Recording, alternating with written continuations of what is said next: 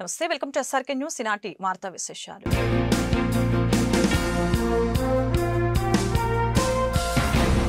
రాష్ట్రంలో ఆగస్టు 15 నుంచి మహిళలకి ఉచిత బస్సు పథకాన్ని అందుబాటులోకి తీసుకుని రానున్నట్లు ఆర్టీసీ చైర్మన్ కొనకల్ల నారాయణరావు వెల్లడించారు. RTC MD Dwaraka Tirumala Rao vice chairman Suresh రెడ్డిలతో కలిసి బుధవారం గుంటూరు బస్టాండ్ ని సందర్శించి డిపో మేనేజర్లతో సమీక్ష సమావేశాన్ని నిర్వహించారు. ఈ సందర్భంగా వారు మీడియాతో మాట్లాడారు. త్వరలో 1050 నూతన బస్సులు రానున్నాయని చెప్పారు. వైసీపీ ప్రభుత్వం ఈ పథకంపై దుష్ప్రచారం చేయడం తగదని చెప్పారు. మహిళలు అధిక సంఖ్యలో ఈ పథకాన్ని వినియోగించుకునే అవకాశం ఉందని, ఈ నేపథ్యంలో మెయింటెనెన్స్ పై ప్రత్యేక శ్రద్ధ వహించాలని సూచించారు. మహిళలకు ఉచిత బస్సు ప్రయాణం ఏర్పాటు చేస్తామని, అది పండగ వాతావరణంలో రేపు ఆగస్టు 15వ తారీఖు నుంచి మహిళలకు ఉచిత బస్సు ప్రయాణం ఏర్పాటు చేయడం జరిగింది. దానివల్ల ఉత్పన్నమయ్యే సమస్యలను ఎలా అధిగమించాలనే దాని గురించి ఈ రోజున మీటింగ్ జోనల్ చైర్మన్ గారు సురేష్ రెడ్డి గారు, మన ఎండీ గారు తిరుమలరావు గారు, ఇతర అధికారులందరూ కూడా ఈ సమావేశంలో పాల్గొనడం జరిగింది. ముఖ్యమైన సమస్య ఏమవుతుందంటే, కొత్త బస్సులు వచ్చే వరకు ఉన్న బస్సులనే మనం దాన్ని రిపేర్ చేయించుకొని దాని కండిషన్లో పెట్టుకుని నడుపుకోవాల్సి వస్తుంది.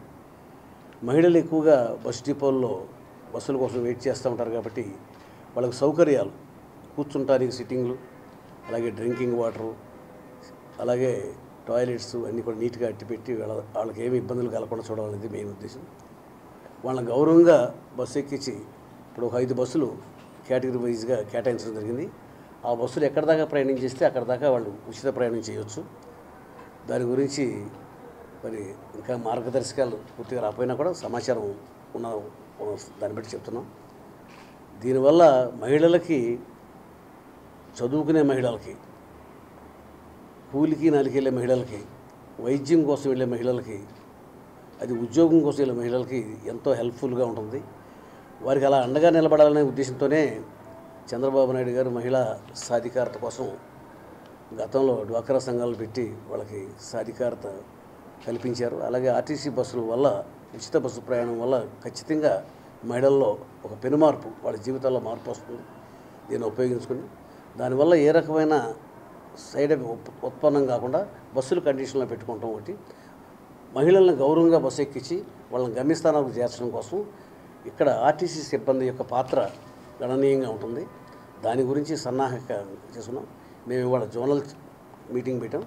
రేపటి నుంచి డిపోల్లో మీటింగులు పెట్టుకుని ఈ డిపోల్లో మహిళల్ని ఎలా క్రమశిక్షణగా బస్సులు ఎక్కించాలి, ఎలా గౌరవంగా పెంచాలని దాని గురించి అన్ని సన్నాహకాలు ఆర్టీసీ డిపార్ట్మెంట్ చేస్తూ ఉంది. తప్పనిసరిగా ఇచ్చిన హామీలన్నీ కూడా నెరవేరుస్తున్నాం. మహిళలకు ఈ ఉచిత బస్సు ప్రయాణం వల్ల ఖచ్చితంగా వాళ్ళ జీవితాల్లో ఒక మార్పు వస్తుందని ఆశిస్తున్నాం. మహిళలకు ఉచిత బస్సు సౌకర్యం ఏపీఎస్ఆర్టీసీలో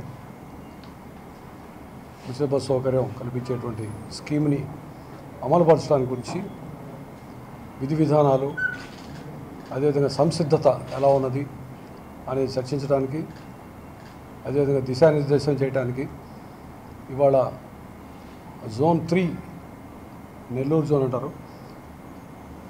దీంట్లో 5 జిల్లాలు ఉన్నాయి. ఎస్ట్వాల్ గుంటూరు డిస్ట్రిక్టు, అంటే గుంటూరు, ప్రకాశం, బాపట్ల, గుంటూరు, బాపట్ల, పల్నాడు, అదేవిధంగా ప్రకాశం, నెల్లూరు, 5 జిల్లాలకు సంబంధించిన డిపో మేనేజర్లందరినీ పిలిపించి, అదేవిధంగా జిల్లా అధికారుల్ని, ఎగ్జిక్యూటివ్ డైరెక్టర్ని అందరినీ పిలిపించి ఇప్పుడు సమావేశమయ్యాం. వారికి దిశానిర్దేశం చేయడానికి ప్రత్యేకంగా ఇవాళ సమావేశానికి ఆర్టీసీ చైర్మన్ కొనకల్ల నారాయణరావు గారు, అదేవిధంగా జోనల్ చైర్పర్సన్ సురేష్ రెడ్డి గారు వచ్చి వారి ఆలోచనలు కూడా తెలియజేయటం, అదేవిధంగా ఆపరేషనల్గా ఎటువంటి జాగ్రత్తలు తీసుకోవాలి, ఏ విధంగా సంసిద్ధత కావాలని చెప్పి మేము మా మిగతా స్టాఫ్, అంటే మాకు ఓపీడీ ఆపరేషన్ డిపార్ట్మెంట్ ఉంటుంది, అదేవిధంగా ఇంజనీరింగ్ డిపార్ట్మెంట్ వాళ్ళు, బస్సులన్నీ ఖచ్చితంగా బస్సులు ఎక్కువ మంది మహిళలు ఎక్కుతారు కాబట్టి దాని మెయింటెనెన్స్ అది చాలా బాగా మెయింటైన్ చేసుకోవాల్సి ఉంటుంది. మెయింటెనెన్స్ యొక్క రిక్వైర్మెంట్ పెరుగుతుంది. అదేవిధంగా బస్సుల్ని కొంచెం పూర్తిగా బాగా లేకుండా వాటిని రెడీ చేసుకొని వాటిని బాడీ అప్కీప్ చేయించి పెయింటింగ్ అది లేకపోతే అక్కడ పెయింట్ చేసి తర్వాత చిన్న చిన్న ఎక్స్ట్రా మనుషులు ఎక్కినప్పుడు కావాల్సిన రైలింగ్స్ అది పెట్టుకొని అదే ఫుట్బోర్డ్ అది కొంచెం స్ట్రెంగ్తన్ చేసుకొని ఇవన్నీ చేసుకోవాలని ఇంజనీరింగ్ డిపార్ట్మెంట్ ద్వారాను ఇవన్నీ విషయాలు. అలానే స్టాఫ్ని ఏ విధంగా కొంతమందికి ఎక్స్ట్రా డ్యూటీలు వచ్చే అవకాశం ఉంది. మొదట్లో కొద్ది రోజుల పాటు జాతర వాతావరణం ఉంటుంది. సో దానికి సంబంధించి అంత ప్రెషర్ని ఎలా తట్టుకోవాలి అని చెప్పడం. అదేవిధంగా ఇంతమంది ఫుట్ఫాల్ వచ్చినప్పుడు, మహిళలు పెరిగినప్పుడు ఖచ్చితంగా బస్ స్టేషన్లో ఉండవలసిన సౌకర్యాలు కూడా పెంచుకోవాల్సిన అవసరం ఉందని ఇవన్నీ విషయాలు వాళ్ళకి చెప్పడం కోసం వాళ్ళ సమావేశం పెట్టాము. ప్రభుత్వం తను ఇచ్చినటువంటి ఎన్నికల వాగ్దానాలని తూచా తప్పకుండా అమలు చేస్తుందని చెప్పడంలో ఈ యొక్క మహిళల యొక్క ఫ్రీ బస్ అనేటువంటి ఒక పథకం అమలు చేయడం ద్వారా మేము దాన్ని ప్రజలకు మరింత స్పష్టంగా చెప్పడానికి కోసం ముందుకు వస్తున్నాం. ప్రతిపక్షాలు అనవసరంగా రాద్ధాంతం చేస్తూ వచ్చాయి. వాళ్ళు గతంలో ఆర్టీసీని పూర్తిగా నష్టాల ఊబిలోకి నెట్టారు. రోడ్లు ఎక్కడ కూడా పట్టించుకోలేదు. గతుకులమయమైపోయి పరిస్థితులు ప్రయాణికులు చాలా ఇబ్బందికరంగా తయారైంది. దాంట్లో నుంచి అనుభవజ్ఞులైనటువంటి ముఖ్యమంత్రి చంద్రబాబు నాయుడు గారు దశల వారీగా ముందు రోడ్లన్నింటినీ ముందు పర్ఫెక్ట్గా తయారు చేయడం జరిగింది. అదే రకంగా మిగతా రాష్ట్రాల్లో ఉచిత బస్సు ప్రయాణికులు ఏ రకంగా అక్కడ ఉన్నటువంటి ఇబ్బందులన్నింటినీ కూడా పర్యవేక్షించడం జరిగింది. వీటన్నిటిని అనుభవం తీసుకొని మళ్ళా మహిళలకి ఒకసారి ఉచిత బస్సు ఇచ్చిన తర్వాత రాబోయేటువంటి రోజుల్లో దాన్ని కంటిన్యూ చేయాలనేటువంటి ఉద్దేశంతో తూతూ మంత్రంగా చేయకూడదనేటువంటి ఒక మంచి సదుద్దేశంతోనే వారు ఇవాళ వారి యొక్క అనుభవాన్ని అంతా కూడా రంగరించి ఈ యొక్క టైం తీసుకొని మన యొక్క ఆర్టీసీని కూడా దానికి కావాల్సినటువంటి హంగులన్నీ కూడా తయారు చేసుకునేటువంటి విధంగా సంసిద్ధతను తీసుకొని వచ్చి చేస్తున్నారు. ఇది వారి అనుభవానికి నిదర్శనం. ఆ రకంగా ఈ యొక్క తప్పనిసరిగా ఈ యొక్క ఉచిత బస్సు అనేటువంటిది కూడా మా ఆర్టీసీ అధికారులు కానీ మా యొక్క స్టాఫ్ అందరం కూడా కలిసి ప్రభుత్వానికి మంచి పేరు వచ్చే దానికోసంగా అందరం కలిసికట్టుగా ప్రయత్నం చేస్తామని సందర్భంగా తెలియజేస్తాం. గుంటూరు జైలు నుంచి బెయిల్పై విడుదలైన మాచర్ల మాజీ మున్సిపల్ చైర్మన్ తురకా కిషోర్ని బుధవారం పల్నాడు జిల్లా పోలీసులు మరొక కేసులో అరెస్టు చేశారు. జైలు నుంచి కిషోర్ బయటకు వచ్చిన వెంటనే తన కుమార్తెను ఎత్తుకొని కుటుంబ సభ్యులతో మాట్లాడుతున్న క్రమంలో పోలీసులు రంగప్రవేశం చేసి కిషోర్ను అదుపులోకి తీసుకున్నారు. దీంతో కిషోర్ భార్యతో పాటు వారి కుటుంబ సభ్యులు పోలీసులతో వాగ్వాదానికి దిగారు. కనీసం నోటీసులు ఇవ్వకుండా ఎలా అరెస్టు చేస్తారని పోలీసు కారును అడ్డుకున్నారు. దీంతో ఉద్రిక్తత నెలకొంది. కేసుల నుంచి తప్పించుకోవడం కోసమే మాజీ ఎమ్మెల్యే కిలారి రోసయ్య జనసేన గూటికి చేరారని TDP state minority cell general secretary మోషన్ అహ్మద్ తెలియజేశారు.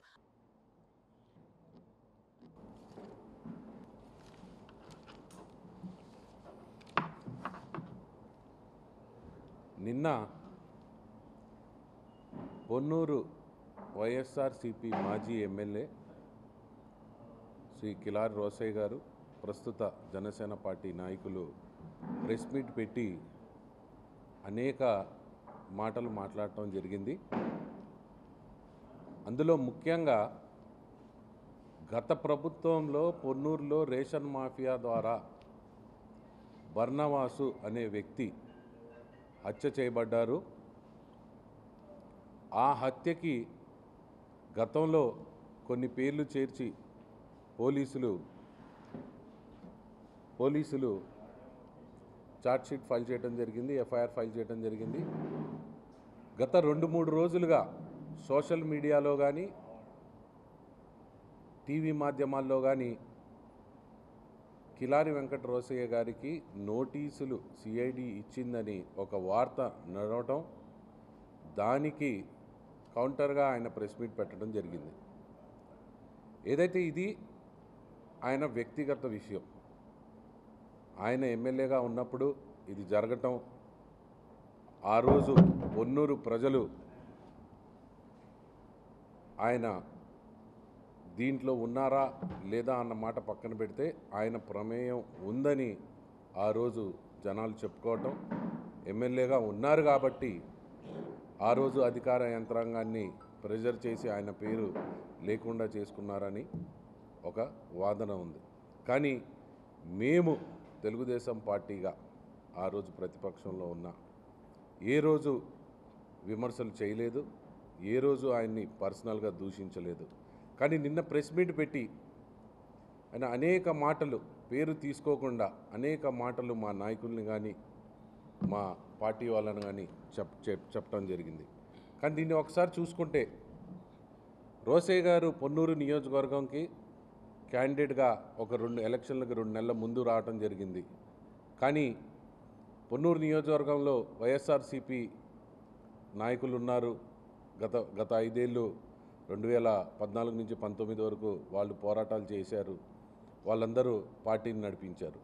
ఎప్పుడైతే ఎమ్మెల్యేగా గెలిచారో గెలిచిన రోజు నుంచి ఆ నాయకుల్ని ఆ కార్యకర్తలను పక్కన పెట్టి వారి యొక్క పర్సనల్ మనుషుల్ని తీసుకొచ్చి పొన్నూరు నియోజకవర్గంలో వ్యాపారాలు చేయటం జరిగింది.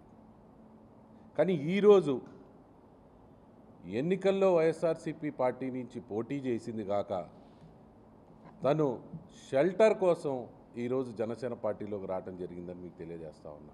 గత ప్రభుత్వంలో ఆయన చేసిన అరాచకాలు కానీ ఆయన చేసిన విధ్వంసం కానీ ముందుకు రాకూడదు, నా మీదకి పోలీసులు రాకూడదు అని ఒక నిర్ణయంతో ఈరోజు జనసేన పార్టీలోకి రావడం జరిగింది. దానికి కూడా మేము ఏ రోజు అడ్డుపడలేదు, అభ్యంతరం చెప్పలేదు. ఇది వ్యక్తిగత నిర్ణయం, ఆ పార్టీ నిర్ణయం కాబట్టి. కానీ ఈరోజు మాట్లాడుతా జనసేన కార్యకర్తల గురించి మాట్లాడుతూ ఉన్నారు.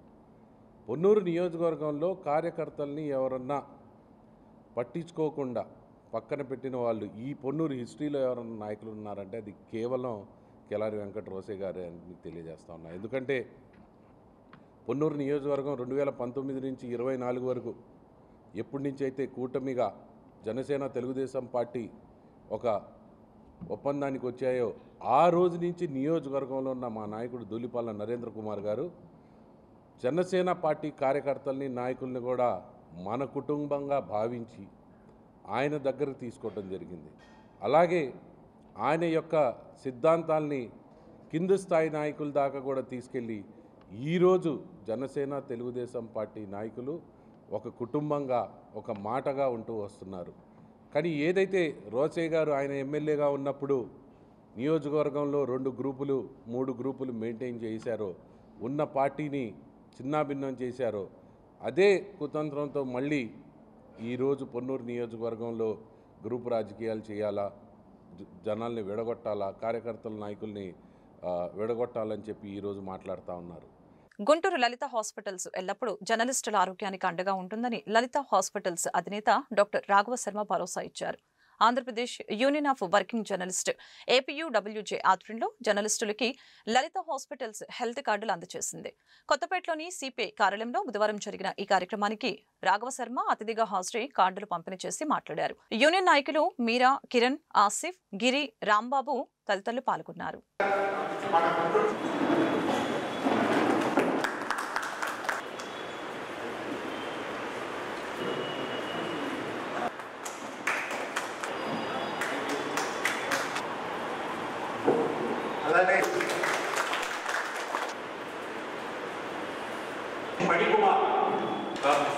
హలో సుజీబా సత్యనారాయణ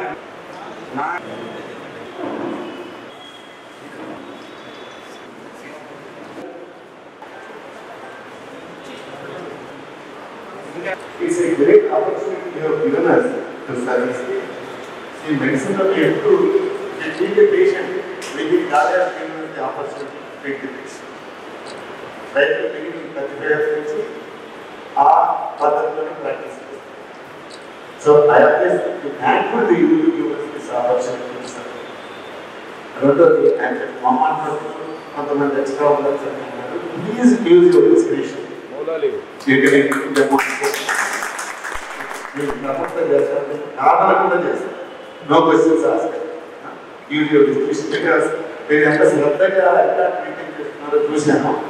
నేను మిస్యూజ్ కానివ్వడం తెలుసు, కానీ మిస్యూజ్ అని భయపడుతుంది. జరిగింది అనుకోదు, ప్రాజెక్ట్ చేసినప్పుడు తగ్గచ్చు. దాని గురించి అది నేను always positive, we have positives.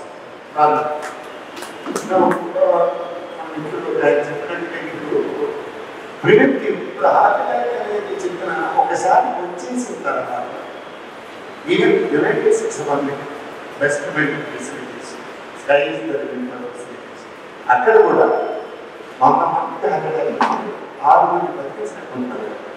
ఇవి బెస్ట్ హాస్పిటల్స్ వెళ్ళినా సార్ అది ఏ పేషెంట్ బతుకుతాడు, ఏ పేషెంట్ బతుకుతాడు ఎప్పటికీ చెప్పలేదు. 100 మంది హార్ట్ అటాక్ వస్తుంది. సో క్వశ్చన్ ఏంటంటే రాకుండానే ఆయన చెప్పినట్టుగా జనరల్గా 20 ఏళ్ళు ఈ మధ్య ఫెస్టివల్ చూస్తున్నారు కానీ 40-50 దాటే మాత్రం ఆ రిస్క్ అనేది ప్రతి వాళ్ళకి ఉంటుంది. ఎస్పెషల్లీ మీలాంటి మనుషులు ఉన్నవాళ్ళు రాజకీయ పడుకోరు